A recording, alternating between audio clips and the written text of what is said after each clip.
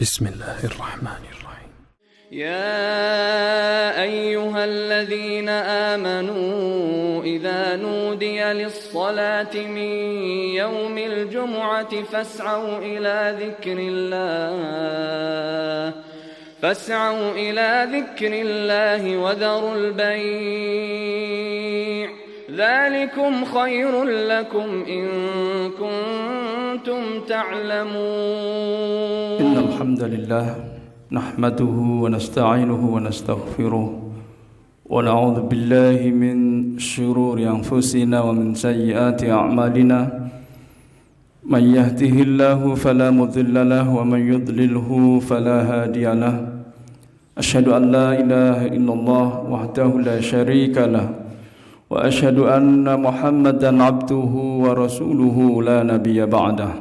اللهم صل وسلم وبارك على نبينا محمد وعلى آله وصحبه أجمعين. أما بعد فيا عباد الله اتقوا الله حق تقاته ولا تموتن إلا وأنتم مسلمون. فقد قال تعالى في كتابه الكريم: أعوذ بالله من الشيطان الرجيم وأقيم الصلاة إن الصلاة تنهى عن الفحشاء والمنكر. صدق الله العظيم. عاشر المسلمين وزمرة المؤمنين rahimakumullah. Alhamdulillah, mari kita senantiasa memanjatkan syukur kita kehadirat Allah Subhanahu wa taala. Karena kita masih diberikan nikmat sehat, nikmat sempat dan nikmat kuat untuk melangkahkan kaki kita ke tempat yang sangat mulia ini dalam rangka menjalankan perintah-perintah Allah. Dan kita berharap agar kita senantiasa juga dilindungi oleh Allah dari segala perbuatan-perbuatan yang dilarangnya. Salawat dan salam tak lupa mari kita aturkan juga kepada junjungan kita Nabi besar Muhammad sallallahu alaihi wasallam yang telah mengantarkan kita kepada dinil Islam sehingga kita termasuk menjadi pengikut-pengikut beliau walaupun kita dipisahkan oleh jarak yang begitu lama, oleh waktu yang begitu panjang, tetapi kita termasuk umat yang terpilih untuk menjadi pengikut-pengikut Rasulullah sallallahu alaihi wasallam. Ma'asyiral muslimin wa zumratal mu'minin rahimakumullah. Di dalam ajaran agama Islam, segala perintah-perintah ibadah yang diperintahkan kepada hamba-hambanya, kepada kita sebagai mukallaf, sebagai orang yang memiliki beban untuk menjalankan perintah-perintah Allah, maka sesungguhnya ibadah-ibadah atau perintah-perintah itu mengandung tujuan, mengandung maqasid atau maksud, mengandung hikmah yang itu akan menjadi salah satu tujuan dari syariah. Mengapa kemudian Allah memerintahkan kita untuk menjalankan ibadah-ibadah tertentu. Namun seringkali di dalam pelaksanaannya kita masih melaksanakan atau menjalankan ibadah itu masih dalam sebatas praktek formal saja. Artinya ibadah itu belum dihayati, belum diselami, dan kemudian belum menjadi atau mewujud dalam perilaku kita, belum mewarnai perilaku kita sehari-hari. Sehingga seringkali kita banyak melihat bahwa banyak orang yang sholat tetapi kemudian dia masih korupsi, banyak orang yang sholat tapi kemudian dia masih menipu, masih berlaku culas di dalam beribadah. Banyak orang yang sholat tetapi juga masih banyak orang yang melakukan maksiat. Ma'asyiral muslimin wa zumratal mu'minin rahimakumullah. Kadang-kadang kita melihat bahwa ibadah-ibadah itu hanya dari segi formal saja, hanya dari segi tata caranya saja, kaifiyahnya saja. Dan kadang-kadang seringkali kita bertengkar dengan sesama umat Islam atau umat Islam yang lain hanya karena mungkin di situ ada masalah-masalah khilafiyah, ada tata cara yang berbeda, ada kaifiyah yang berbeda antara satu orang dengan orang lain, yang itu perbedaan-perbedaan yang bisa ditolerir, yang memang bisa diterima di dalam ajaran agama Islam. Karena memang di situ ada tanawu, ada pilihan-pilihan yang itu sudah didasarkan kepada apa yang dicontohkan oleh Rasulullah SAW. Seringkali kita mengukur kesuksesan ibadah kita hanya dari segi tata cara kita, hanya dari segi formal saja, hanya dari segi seberapa jauh kemudian kita mengikuti prosesnya saja. Tetapi kadang-kadang dilupakan bahwa di dalam ajaran Islam untuk mengukur kesuksesan ibadah itu, justru yang lebih penting adalah outcome atau produk apa yang dihasilkan dari ibadah-ibadah yang kita lakukan. Kita melakukan sholat, menjalankan sholat setiap hari. Apa produk dari sholat yang kemudian mewarnai atau mewujud dalam perilaku kita? Kita melakukan ibadah puasa setiap bulan Ramadan atau mungkin puasa-puasa sunnah yang lain. Lalu produk apa? Outcome apa yang kemudian mewujud dalam perilaku kita dengan puasa kita? Bahkan mungkin kita juga seringkali sudah melakukan ibadah haji, lalu kemudian produk atau outcome apa yang kemudian juga mewarnai perilaku kita setelah kita menjalankan ibadah haji. Ma'asyiral muslimin wa zumratal mu'minin rahimakumullah. Oleh karena itu maka mari kita renungi, mari kita hayati bahwa syariat kita atau Allah memberikan syariat atau aturan-aturan agama, memberikan perintah-perintah agama itu ada maksudnya, ada tujuannya, ada hikmahnya. Dan di dalam ajaran Islam, maka mengukur kesuksesan ibadah itu tidak hanya diukur dari prosesnya saja, tidak hanya seberapa jauh memenuhi syarat rukunnya saja, tetapi yang lebih penting adalah dilihat dari inputnya dan juga prosesnya, dan serta yang terakhir adalah outcome-nya. Input artinya proses sebelum kita melakukan ibadah itu, apakah sudah dimotivasi oleh niat yang ikhlas tulus karena Allah Subhanahu wa taala, dan itu menjadi penting dan pintu masuk kita ke dalam ibadah atau ke dalam proses selanjutnya. Jadi niat itu akan membentuk warna dari ibadah kita. Dan kemudian yang kedua adalah proses, apakah prosesnya itu sudah memenuhi syarat rukunnya, bahkan kalau perlu mungkin sunnah-sunnahnya. Dan tentu barangkali ini sudah tidak menjadi banyak persoalan bagi kita, karena mungkin kita sudah banyak informasi dari kajian-kajian tentang kaifiyat tata cara kita beribadah. Tetapi yang jarang kemudian disinggung adalah outcome, produk atau output apa yang kemudian dihasilkan dari ibadah yang kita lakukan. Maka kalau kita bisa memenuhi input, proses dan outcome-nya itu, maka itulah tanda dari kesuksesan ibadah kita, tanda bahwa ibadah kita diterima oleh Allah Subhanahu wa taala. Masyiral muslimin wa syamratal mu'minin rahimakumullah. Mari kita lihat ibadah pertama dan ini yang menjadi kewajiban kita setiap hari adalah ibadah salat. Di dalam surat Thaha ayat 14 Allah Subhanahu wa taala berfirman, A'udzu billahi minasyaitonir rajim. Innani anallahu la ilaha illa ana fa'budni wa aqimis salata lidzikri. Dan di dalam surat Thaha Allah Subhanahu wa taala berfirman, Innani anallah. Allah memperkenalkan diri kepada hamba-hambanya, sesungguhnya aku adalah Allah, la ilaha illa ana. Tidak ada Tuhan selain aku, kata Allah. Fa'budni, maka sembahlah aku. Wa aqimis salata lidzikri, dan dirikanlah salat untuk mengingatku. Jadi salat yang kita lakukan, apakah kemudian sudah mampu membentuk sikap zikir kita sepanjang hidup kita? Antara waktu sholat satu dengan sholat yang lain, apakah kita perilakunya selalu mengingat Allah? Maka ketika kita ingin berbuat maksiat, ingin berbuat dosa, maka kita diingatkan dengan sholat kita. Tadi saya sudah sholat, saya sudah menghadap Allah, dan saya di situ berjanji akan menjaga diri saya dari hal-hal yang dilarang oleh agama, dari hal-hal yang berbau maksiat. Maka sholat ini harusnya menjadi warna antara satu waktu dengan sholat yang lain, mewarnai perilaku kita, mewarnai sikap kita di dalam kita menjalani kehidupan kita. Kemudian dalam surat Al-Ankabut ayat 45 Allah Subhanahu wa taala berfirman, wa aqimis salata inna salata tanha 'anil fahsya'i wal munkar, dan dirikanlah salat, kata Allah, inna salata tanha 'anil fahsya'i wal munkar, karena sesungguhnya salat itu akan membuat orang yang melakukan, akan mencegah orang yang sholat itu dari perbuatan keji dan perbuatan mungkar.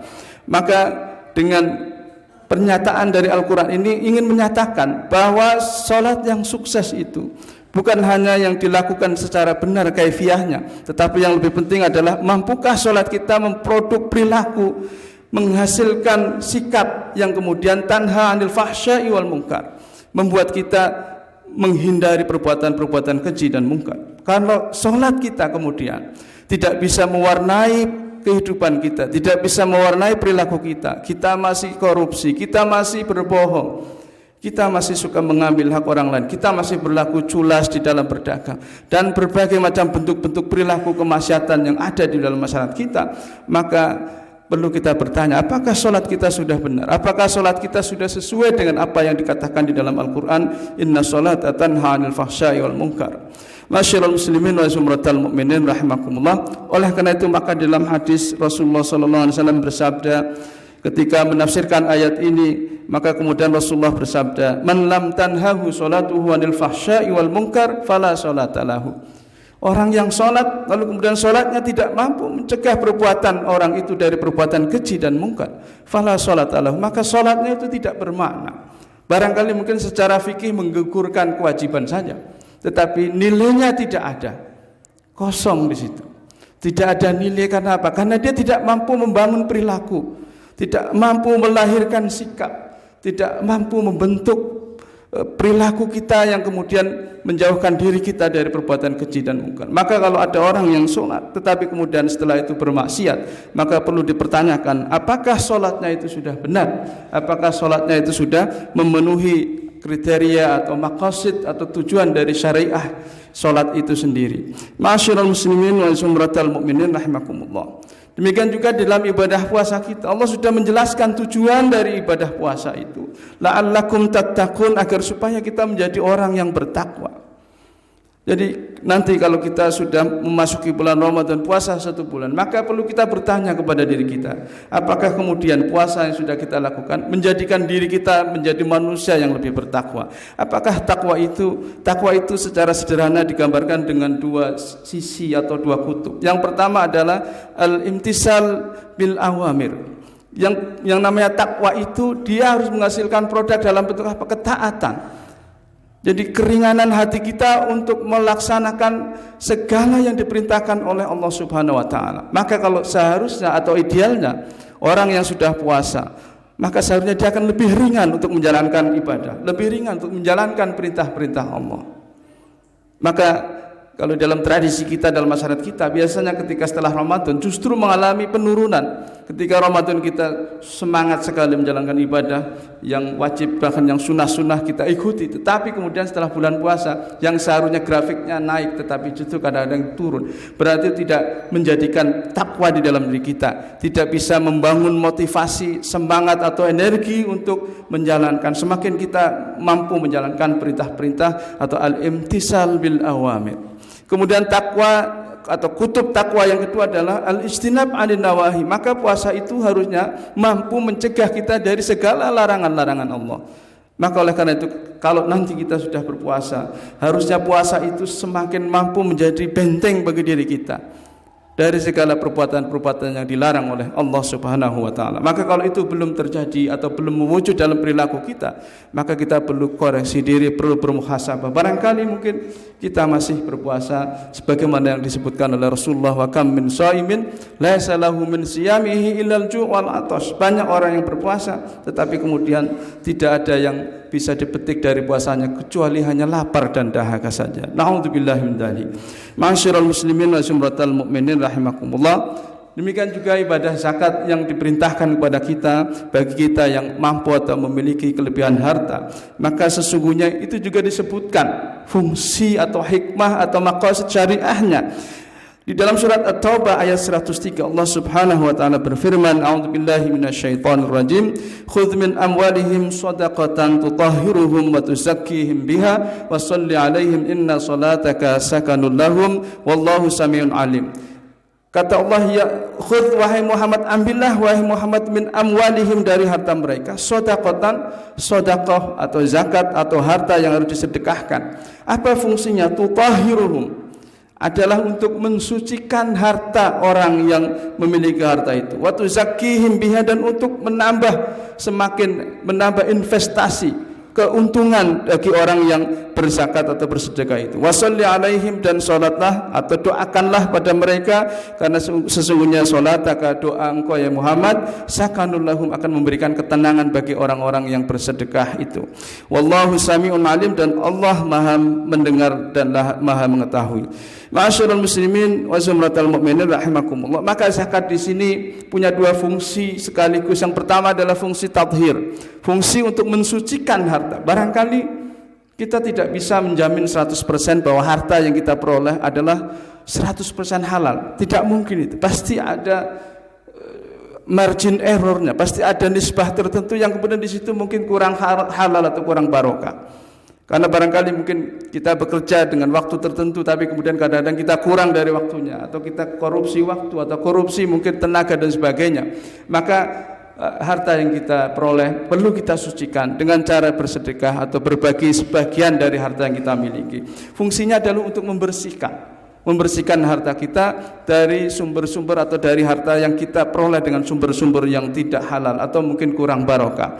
Wa tuzakkihim biha, dan kemudian fungsi yang kedua adalah bahwa sedekah itu akan menambah semakin besar investasi dari orang yang bersedekah. Maka banyak cerita-cerita bahwa orang-orang yang sukses di dalam berbisnis karena dia punya tradisi bersedekah.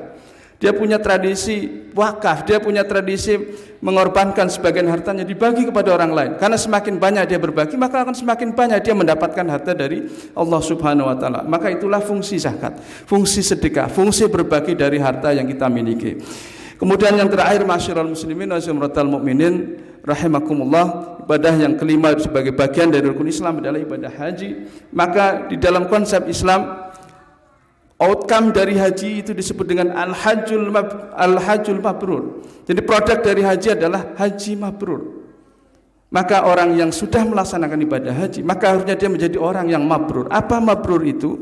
Mabrur itu adalah orang yang perilakunya kemudian diikuti dengan banyak kebaikan-kebaikan.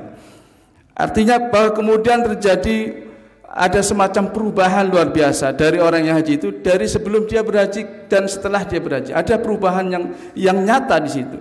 Barangkali mungkin sebelum berhaji dia tidak pernah sholat berjamaah, tidak pernah ke masjid, tidak pernah pengajian, tidak pernah ke taklim dan sebagainya. Maka kemudian setelah dia berhaji kemudian istiqomah di dalam menjaga sholat jamaahnya, selalu hadir di dalam majelis ilmu, selalu berusaha untuk menambah ilmu agamanya. Itu namanya al-mabrur, yang diikuti dengan kebaikan-kebaikan. Walaupun tentu saja kebaikan di situ sangat luas, mencakup segala macam kebaikan. Jadi kalimatun atau kata yang mencakup segala macam kebaikan, itulah yang disebut dengan al-birru, atau yang disebut kemudian menjadi titel dari orang yang haji, yaitu haji mabrur. Maka di dalam hadis misalnya Rasulullah SAW menyatakan al-hajjul mabrur laisa lahul jaza illal jannah. Orang yang haji mabrur atau orang yang hajinya kemudian diikuti dengan kebaikan-kebaikan, maka tidak ada balasan yang pantas baginya kecuali surga. Dan kemudian di dalam beberapa hadis, walaupun barangkali mungkin hadis ini disebut atau dianggap sebagai hadis dhaif, tetapi sebagai fadilah atau keutamaan amal boleh dijadikan sebagai motivasi bagi kita. Maka ketika Rasulullah sallallahu alaihi wasallam ditanya, "Wa mal hajjul mabrur ya Rasulullah?" maka kemudian beliau mengatakan, qala it'amu ta'am wa ifsya'u salam. Orang yang haji mabrur itu cirinya adalah it'amu ta'am. Dia gemar berbagi, walaupun di sini dalam bentuk makanan, tetapi yang dimaksud dalam hadis ini adalah tadi solidaritas sosial dia menjadi semakin tinggi. Maka orang yang berhaji itu harusnya lebih punya solidaritas sosial, lebih dermawan, lebih pemurah kepada orang-orang lain yang mungkin kurang beruntung. Wa ifsya'is salam, kemudian orang yang mabrur atau orang yang hajinya mabrur itu adalah orang yang suka menyebarkan kedamaian. Walaupun secara harfiah barangkali dimaknai orang yang suka menyebarkan salam atau assalamualaikum, tetapi lebih jauh dari itu adalah orang yang haji itu, maka kata-katanya, diksinya merupakan kata-kata yang membuat orang nyaman, membuat orang damai, tidak membuat orang marah, tidak nyelekit atau menyakiti hati orang lain. Maka hati-hatilah kalau kita sudah berhaji, barangkali mungkin ada kata-kata kita yang sering menyakiti orang lain, maka perlu kita perbaiki, karena itu bukan bagian dari ifsya'us salam. Dan kemudian dalam hadis yang lain disebutkan al-hajjul mabrur wa husnus sahabah. Haji yang mabrur itu adalah kemudian dia menjadi orang yang bisa bersahabat dengan siapa saja, bisa menjadi sahabat bagi siapa saja, Maka orang yang haji mabrur berarti kehidupan sosialnya akan bermanfaat bagi orang lain, dan oleh karena itu maka dia akan bisa menjadi sahabat bagi siapa saja. Dan ma'asyiral muslimin wa sumratal mu'minin rahimakumullah, maka marilah kita renungi ibadah yang sudah kita laksanakan sehari-hari.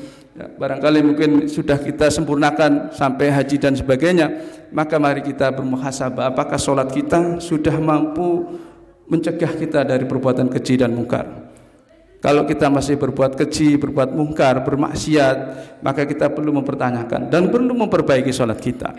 Apakah puasa kita juga semakin menambah energi kita untuk melaksanakan ibadah dan menjauhi segala larangan-larangannya. Apakah zakat yang kita lakukan sudah mampu mensucikan harta kita dan kemudian menambah investasi harta kita. Dan kemudian haji yang kita laksanakan, apakah kemudian juga mampu kita ikuti secara istiqomah untuk mengubah kita menjadi makhluk atau manusia yang lebih baik. Barakallahu li wa lakum fil Qur'anil azim wa nafa'ani wa iyyakum bima fihi minal ayati wa dzikril hakim wa taqabbala minni wa minkum tilawatahu innahu huwas samiul alim.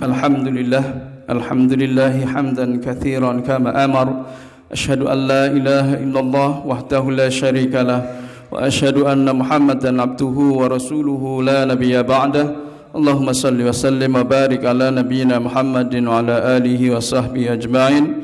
Amma ba'd, fa ya ibadallah ittaqullaha ta'ala fima amar wantahu amma naha anhu wa hadhar wa'lamu anna Allaha amara bi amrin bada fihi bi nafsihi wa thanna bi malaikati qudsi faqala ta'ala wa lam yazal qailan 'alima inna Allaha wa malaikatahu yusalluna 'alan nabi ya ayyuhalladzina amanu sallu 'alaihi wa sallimu taslima. Allahumma salli wa sallim wa barik ala nabiyyina Muhammadin waradallahu ma'an ashabihi wa qarabatihi wa azwajihi wa dhurriyyatihi ajma'in.